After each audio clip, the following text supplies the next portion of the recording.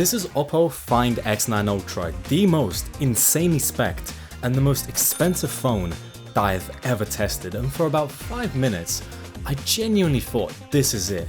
This is how I finally switched back to Android. For context, I accidentally switched to an iPhone. I know, throw rocks at me. And ever since, I've been trying these Ultra phones hoping that one of them would eventually drag me back with those big ass cameras. I'm talking a massive 200 megapixel main sensor, the most impressive 200 megapixel zoom sensor I have ever seen, a 10x optical zoom sensor, and not some AI megapixel crap, a real 10x, and a battery that makes the iPhone want to cry. At first glance, this destroys the iPhone in every conceivable metric. Like, if you look at the spec sheet, everything about this phone makes it look like a masterpiece. Like, look, it says quintuple prism reflection periscope structure. I'm not even sure what this means, but now I want it. So how is it that after all of this glorious engineering, I don't think I can switch back from my iPhone? Obviously, I'm not gonna tell you straight away. Be patient. When I first unboxed this phone, I actually paused, like, wow, this is beautiful. The soft leathery back, the metal strip going down the middle, the orange camera button, and the details. This is probably the prettiest phone I have ever held. It's literally inspired by a real Hasselblad camera. It would feel disrespectful to put a case on this phone. Like, imagine covering all of this up. Like, are you crazy? Logically, the first thing that I did was start zooming into things, and yeah, of course, I was impressed. Also, this phone can stand up on its own. Is that a selling point? No. But did I impress 3 people? Maybe. I was so excited, so I sent a picture of this phone to my friend, but he responded, big ass camera at the back, looks goofy. I was like, shut the hell up. If a camera is good, the camera is good. At this point, I was ready to switch over and launch my iPhone in the bin, until I spent a few days playing around with it, and when the honeymoon phase ended, something changed. But let's rewind a bit. So to test this phone, I packed the Oppo alongside the iPhone and this SHARGE Powerbank, our sponsor, and I took it outside to touch some grass.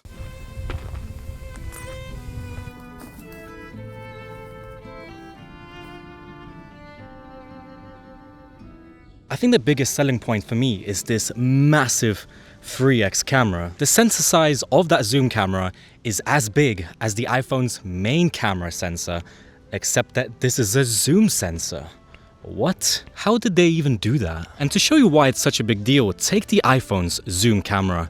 The focusing distance on that is horrible. You need to be almost a meter away to use that lens, so half the time your phone doesn't even switch to it and just ends up using the main lens. And this is probably like the worst thing about the iPhone's camera. But then take Oppo's zoom camera, and not only is it much bigger, but the focusing distance is only 15 centimeters, which means that the macro shots that you can get on this phone are absolutely crazy. Flowers, textures, tiny details, you can get anything up close, and you can even get closer with 6x. The second selling point is that real 10x lens, which is where Oppo really starts flexing its guns. So on the iPhone, everything past 4x is all digital zoom, so zooming into this lamp, it's not amazing. But on the Oppo, once you get to that 10x, it actually switches to that real 10x camera, and it goes all the way up to 120x, and yeah, it does have some AI, but it looks like a freaking telescope. It does look really good, probably the best shots that you can get on a phone, especially in video. It's so impressive, but there is a catch. Similarly to the iPhone, it has almost a 1 meter focusing distance, so it's not really for macros, it's more for like landscapes and buildings. And because the sensor is so much smaller than that 3x, in lower light, you might not want to use it, especially because it's very easy to get motion blur, and this is very strange, but in this picture, half of the picture has motion blur and half of it doesn't. That's interesting. So when I focus on the Oppo's strengths, yeah, it absolutely wins. The 3x close-ups, proper zoom shots. It's an easy win. But when I'm just taking random everyday photos, the kind of photos that normal people take, it doesn't really have that like big wow factor. Unlike this power bank from our sponsor, SHARGE. Usually, power banks look like a sad piece of plastic, but the SHARGE ICEMAG 3 actually stands out to me. It has this transparent design which makes it look like someone actually cared when they designed it. You can see tiny components inside of it, including this active cooling fan with glowing RGB. And before you ask, yeah, the fan actually does help when you charge wirelessly. Wireless charging usually creates a lot of heat, but this helps keep things cooler while letting it charge at 25 watts with Qi 2, which is ideal for something like the iPhone 17 Pro. This also has a 10,000 mAh battery, a built-in 35 watt USB-C cable, so you don't have to bring one with you, and a premium aluminum stand, which, yeah, it does feel very strong. You can snap this to your phone wirelessly and watch videos while you charge your phone, while also charging your AirPods. So yeah, if you want a power bank that has personality, that looks different and has genuinely useful features, check out the SHARGE ICEMAG 3 using the links down below. And now, back to the video.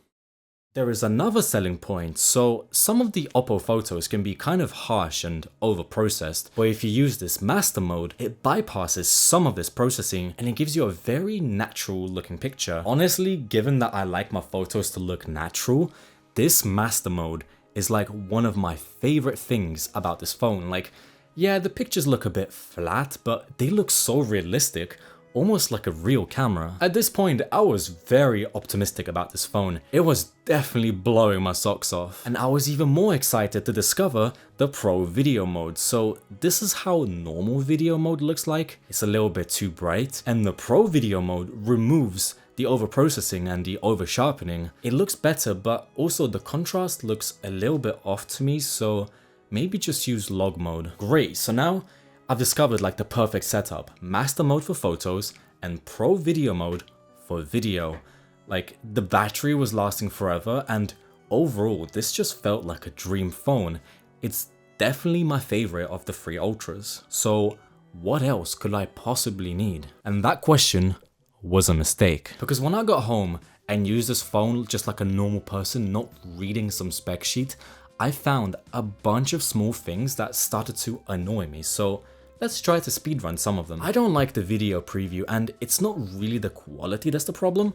I think at this point most Androids have this issue, but the preview is very heavily stabilized, whereas the iPhone does the stabilization afterwards, which means that when I'm filming, it feels very floaty, delayed, and a bit disconnected from my hand. Speaking of preview, the selfie preview in photo mode sometimes is way too bright, and tapping doesn't always fix it, but taking the photo does. It's just that when I see my face looking like this, I don't want to take the picture in the first place. When zooming in, roughly around the 7x mark, sometimes the preview becomes really laggy and stuttery, and then suddenly it wakes up like, oh, yeah, sorry, we're zooming, right? This doesn't always happen, and I think it's only when it's in low light, but still, it's really annoying when it does happen. Sometimes that 3x lens has a really hard time focusing on anything in low light, so in this example, it would only focus if I tapped on the screen, and I had to tap like every single time, and sometimes tapping wouldn't even help. And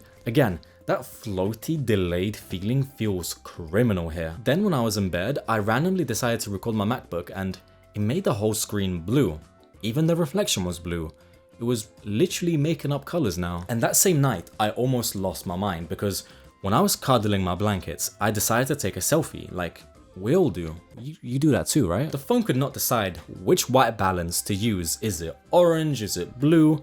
Maybe I should just stop moving the phone, but it still couldn't decide what color my face should be. But the amount of overprocessing here is kind of crazy. Like, my face looks almost fake on the Oppo, and that's not even the biggest issue here. And just to show you, my night light is light orange, almost yellow, exactly how my iPhone shows. But it just gets worse, because why does this light look almost red on the Oppo? And why is it that when I switch to the ultra wide, it completely changes the color? How can it be that wrong? Is Oppo colorblind? In fact, I was so confused that I took out my iPhone and started recording the Oppo, which was recording the lamp, to show you how inaccurate it was. And look, I don't know what kind of inception this is, but I think I'm showing you a pretty good example here. But my point is, I don't freaking trust this camera anymore. Like, 1 minute it takes the best photo I have ever seen, and then the next minute it can't even decide between the 3 different colors of the same lamp, or how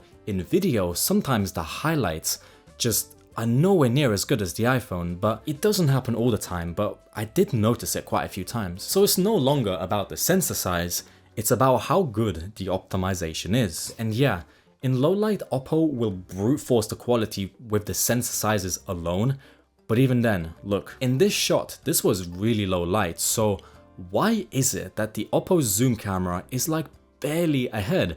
Especially considering how massive the camera bump is, I would expect something crazier than a small gain. So knowing all these small inconsistencies like the highlights being too bright, the white balance issues, and sometimes the focus just not focusing, if I'm taking a very quick video, I would rather just pull out the iPhone just to be safe. Now you might think, oh, this guy is just a big Apple fan sheep and he hates on every phone that's not an Apple phone, but I'm not hating for no reason. I want to like this phone.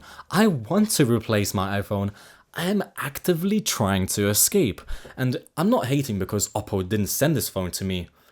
Come to think about it, if they saw my script, they definitely wouldn't send the phone to me. In fact, I don't think anyone's ever gonna send a phone to me anymore. And it's not like I'm the only person complaining, because I checked Reddit and there's plenty of other people that are not happy about this phone. You just don't tend to hear about this stuff on YouTube because... Hello, I like money.